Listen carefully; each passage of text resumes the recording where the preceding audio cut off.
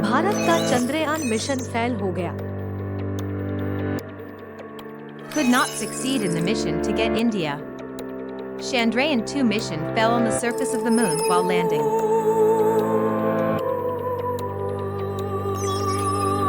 भारत का Chandrayaan 3 mission launch.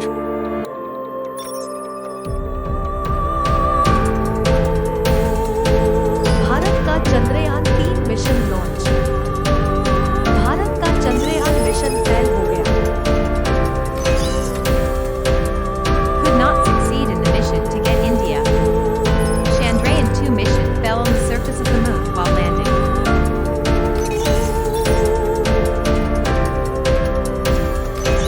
8, 7, 6, 5, 4, 3, 2, 1, 0. Plus 5 seconds. Lift off normal P1 tracking. नमस्कार दोस्तों, चंद्रयान 3 अपने सफलता के रास्ते पर है और भारत के हर नागरिक इसका इंतजार कर रहा है। आज हम आपको भारतीय अंतरिक्ष अनुसंधान संगठन इसरो के चंद्रयान मिशन की एक रोचक बातों को बताने जा रहे हैं। चलिए इस अद्भुत यात्रा में डुबकी लगाते हैं। और हाँ दोस्तों, अगर अभी तक आपने हमारा चैनल सब्सक्राइब नहीं किया है तो अभी कर लीजिए। चलिए हम अपने टॉपिक पर वापस लौटते हैं।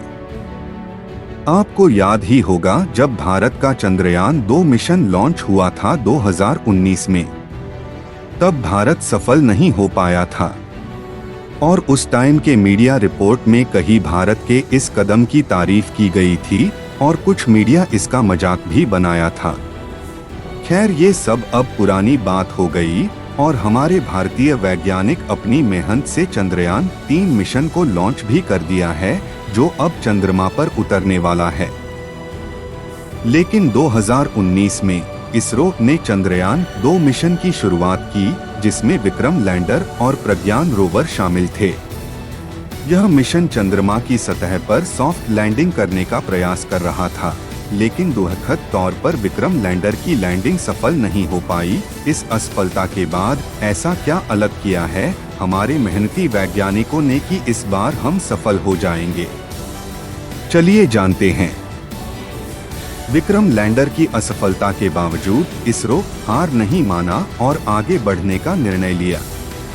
चंद्रयान 3 के माध्यम से वे फिर से चंद्रमा पर सॉफ्ट लैंडिंग करने की कोशिश कर रहे हैं।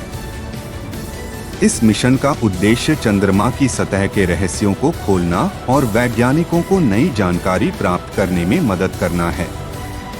इसमें खास बात यह है कि पिछले 4 वर्षों में ऑर्बिटर ने बार बार चंद्रमा की सतह का ऑब्जर्वेशन किया है और आज भी संतोषजनक ढंग से काम कर रहा है।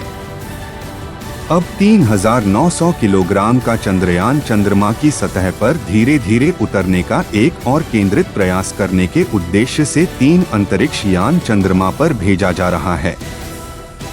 रोवर की मदद से इसका पता लगाया जाएगा। भारत के सबसे सक्षम रॉकेट LVM-3 द्वारा लॉन्च किए गए अंतरिक्ष यान के बाद चंद्रयान 3 लैंडर अपने साथ एक रोवर लेकर प्रणोदन मॉड्यूल द्वारा चंद्रमा के चारों ओर एक कक्षा में ले जाया जाएगा। थोड़ी देर बाद लैंडर अलग हो जाएगा उस मॉड्यूल से और चंद्रमा के साउथ पोलर रीजन में एक नरम लैंडिंग करने का प्रयास करेगा। यह क्षेत्र बहुत ही खास का है क्योंकि इसमें कई स्थायी रूप से छाया वाले क्रेटर हैं, जिनमें पानी, बर्फ और कीमती खनिज हो सकते हैं। चंद्रयान 3 लैंडर में 4 वैज्ञानिक इक्विपमेंट या पेलोड हैं, जिनमें से एक तीसरा इक्विपमेंट चंद्रमा के भूकंपों का अध्ययन करेगा, जबकि दूसरा यह अध्ययन करेगा कि चंद्रमा की सतह किस प्रकार गर्मी को प्रवाहित होने देती है। तीसरा इक्विपमेंट चंद्रमा की सतह के पास प्लाज्मा एनवायरनमेंट का अध्ययन करेगा और चौथा इक्विपमेंट वैज्ञानिकों को पृथ्वी और चंद्रमा के बीच की दूरी को बहुत सटीक रूप से मापने में सक्षम करेगा। रोवर पर लगे 2 उपकरण जैसे एक्स किरणों और लेजर का उपयोग करके चंद्रमा की सतह की संरचना का अध्ययन करने में मदद करते हैं। जबकि लैंडर और रोवर एक दूसरे के सीधे संपर्क में होंगे। चंद्रमा का चक्कर लगाने वाला प्रणोदन मॉड्यूल पृथ्वी से आने वाले प्रकाश का ही निरीक्षण करेगा।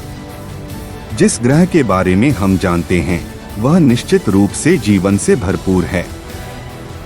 इस ऑब्जर्वेशन से सूर्य के अलावा अन्य तारों का चक्कर लगाने वाले दूर के ग्रहों की प्रकृति को समझने में मदद मिलेगी। इस बार भारत अपनी दूसरे प्रयास में सफल हो जाएगा।